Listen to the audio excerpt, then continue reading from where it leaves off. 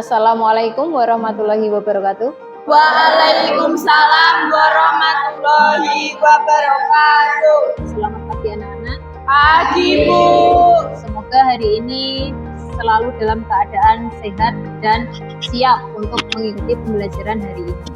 Yuk silakan ketua kelasnya dipimpin untuk berdoa. Berdoa, mulai.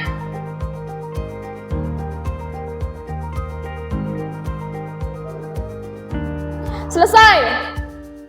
Yuk, kita masuk ke materi pendokumentasian bukti transaksi. Kemarin sudah dijelaskan juga. Dokumen bukti transaksi. Transaksi itu adalah kegiatan dalam menggunakan anggaran atau menggunakan uang. Nah, di dalam pendokumentasian bukti transaksi ada beberapa macam bukti sebagai pelengkap. Apa saja? Nah, nanti kita masuk ke tujuan pembelajaran. Tujuan pembelajaran hari ini yaitu untuk mengetahui macam-macam bukti transaksi. Apa sih macamnya? Yang kedua, untuk mengidentifikasi keabsahan bukti transaksi. Syarat-syarat sah dalam bukti transaksi. Yang ketiga yaitu menguraikan macam jenis bukti transaksi dengan benar. Yang keempat adalah melakukan identifikasi komponen dokumen bukti transaksi. Dan yang terakhir adalah merencanakan prosedur pendokumentasian bukti anggaran atau bukti transaksi. Bukti transaksi. Di sini dikatakan formulir-formulir yang digunakan dalam perusahaan untuk melakukan pencatatan pertama kali atas transaksi atau kejadian yang terjadi pada perusahaan. Nah, bukti transaksi itu adalah formulir pelengkap untuk melakukan pencatatan di dalam sebuah transaksi. Jenis bukti transaksi ada dua. Yang pertama adalah bukti ekstern, yang kedua adalah bukti intern. Bukti ekstern yaitu bukti transaksi yang diterima dari pihak luar perusahaan atau yang diterima dari luar instansi tempat kita bekerja.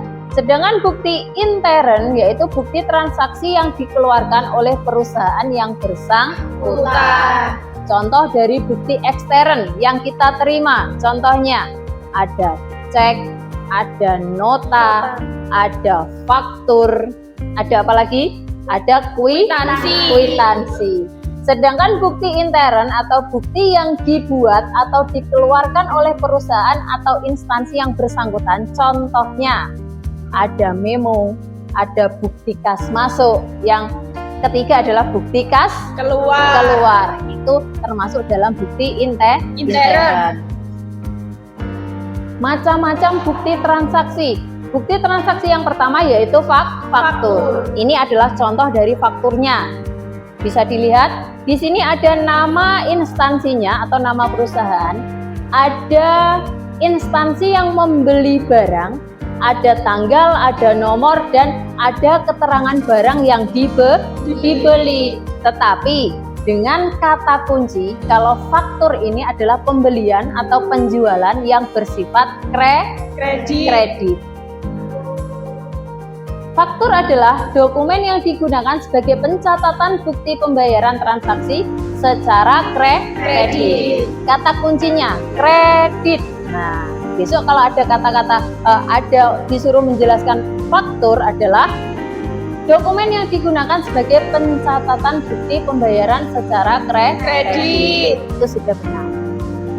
Yang kedua, kwitansi. Nah, siapa yang belum pernah memegang kwitansi?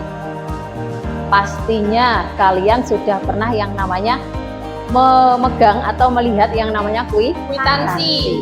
Setiap kita melakukan pembayaran, setiap kita melakukan pembelian, pasti ada yang namanya kwitansi. Pengertiannya, kwitansi adalah alat bukti penerimaan sejumlah uang atas pembayaran yang dilakukan secara tunai atau kontan. Nah, jadi kwitansi ini adalah bukti penerimaan sejumlah uang yang dilakukan secara tunai atau kontan. Jelas?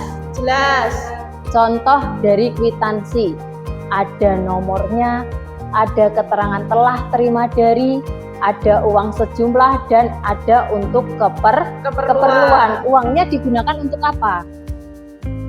Yang selanjutnya adalah nota kontan. Nota kontan adalah bukti transaksi yang diberikan penjual kepada pembeli yang melakukan pembayaran secara tunai. Contohnya, sewaktu kita belanja di toko yang mempunyai kasir, otomatis kita diberikan struk pembelian. Pernah kan? Pernah. Di Indomaret, di Alfamart, di toko yang ada mesin kasirnya itu pasti diberikan daftar rincian. Itu namanya adalah nota kontan. Contoh dari nota kontan. Ini yang ditulis secara manual, tapi biasanya kalau di Indomaret, di Alfamart itu notanya sudah tercetak digital atau otomatis. Kalau ini kan masih tulisan tangan, ya kan? Biasanya nota kontan yang tulisan tangan ini dibuat rangkap dua. Lembar yang pertama, lembar asli itu diberikan kepada pembeli, dan lembar yang kedua yang sebagai salinan itu disimpan oleh si penjual sebagai arsip atau barang bukti. Selanjutnya, cek.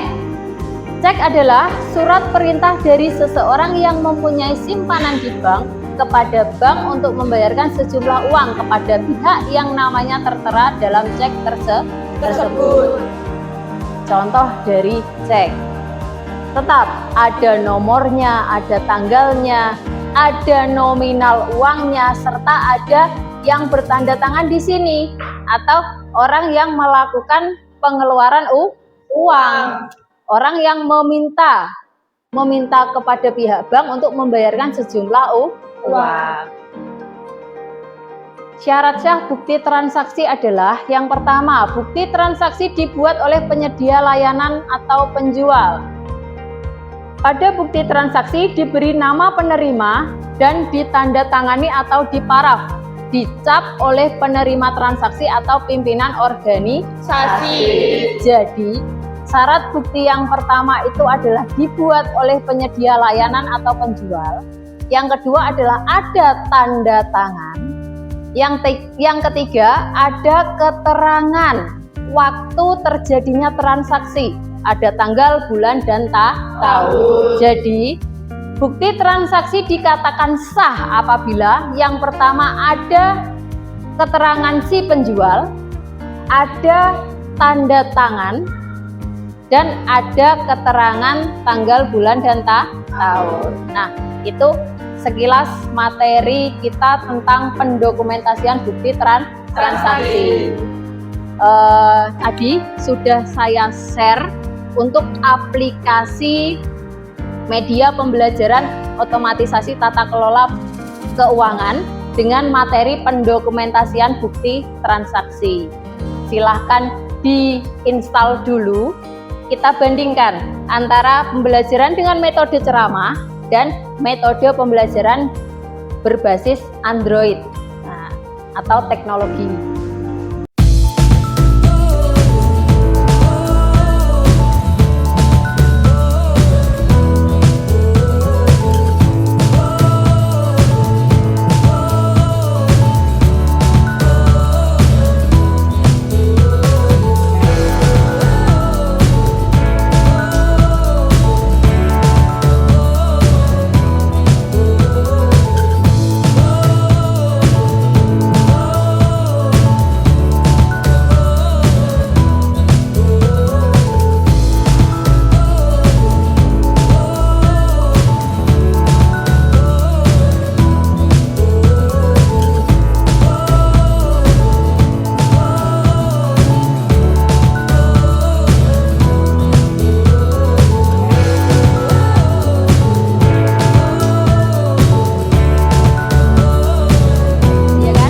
Ada gambar rumah dan ada kata-kata menu.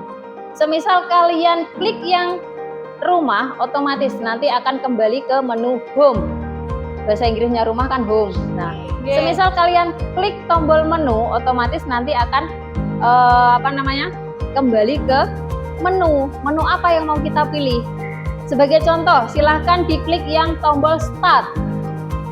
Nah, di situ muncul kata-kata pedoman siswa, pengesahan materi dan latihan. Itu adalah menu dari aplikasi yang telah saya bagikan. Silahkan dicoba diklik pedoman siswanya di tulisannya. Di situ ada pedoman siswa, ada tombol materi, ada tombol suara, ada tombol video, juga ada tombol dokumen PDF. Silakan diklik di menu lagi, di menu yang goyang-goyang itu.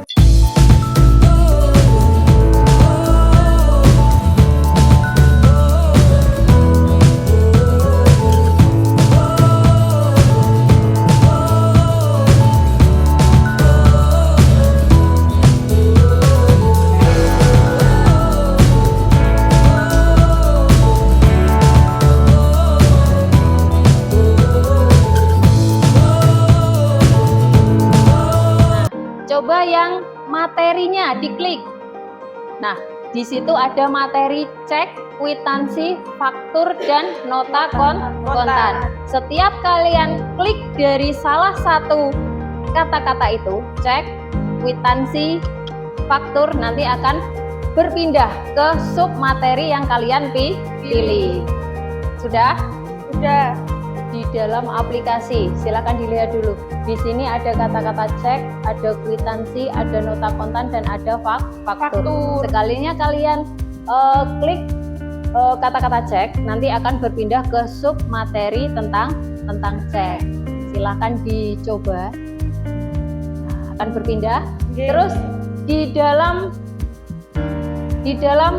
materi cek ada icon yang bergoyang, ya kan? Okay. Yang bergoyang itu ada warna biru dan menunjukkan seseorang berbicara. Di situ setiap kalian klik icon itu akan muncul suara dalam menjelaskan materi yang tampil di layar Android. Bisa dicoba. Untuk bukti transaksi yang kedua yaitu cek. Cek merupakan surat perintah kepada bank dari nasabah untuk membayar sejumlah uang kepada nama yang tertera dalam cek tersebut.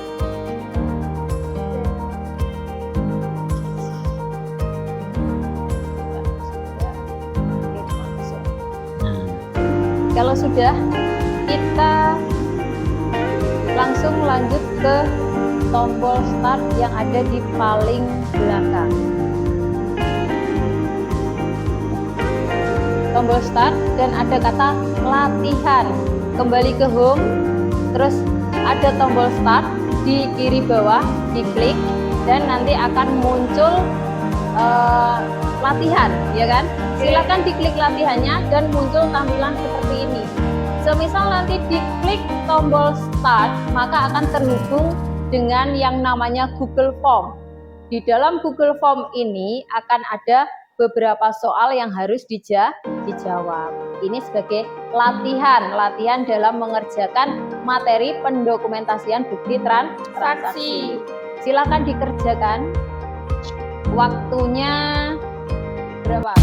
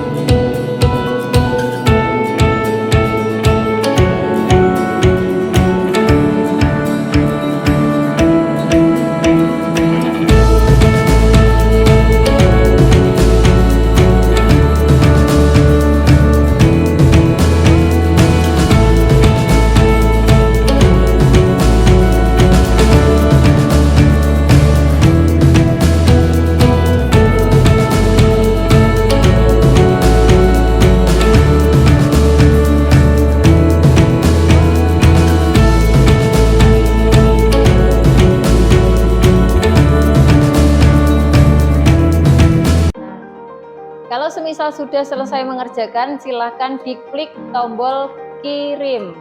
Nanti secara otomatis jawaban kalian akan terekam oleh Google Formulir. Sudah? Sudah. Sudah semua? Sudah, Bu. Belum, Mul?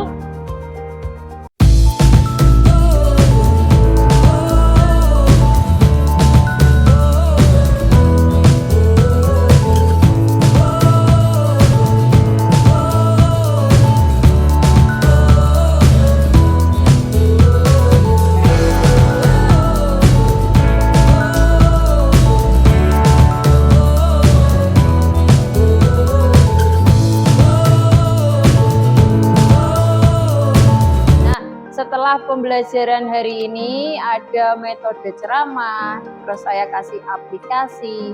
Menurut kalian yang menarik bagi kalian itu metode pembelajaran yang seperti apa? Saya, Bu. Biar dia. Menurut pendapat saya, metode pembelajaran menggunakan aplikasi ini lebih menarik dibandingkan dengan metode pembelajaran secara ceramah karena kami lebih mudah memahami menggunakan aplikasi ini. Begitu. Oh, berarti kalian lebih tertarik dengan metode pembelajaran yang menggunakan media yang berbasis teknologi. Karena sebagian besar dari kita sudah mempunyai yang namanya teknologi, ya kan, berupa HP Android. Saya yakin kalian semua pasti punya yang namanya HP Android. Nah, sebagai pembelajaran bagi saya untuk pembelajaran yang selanjutnya mungkin lebih kita tekankan ke aplikasi media pembelajaran. Sekian pembelajaran hari ini, kita tutup dengan berdoa. Berdoa, mulai.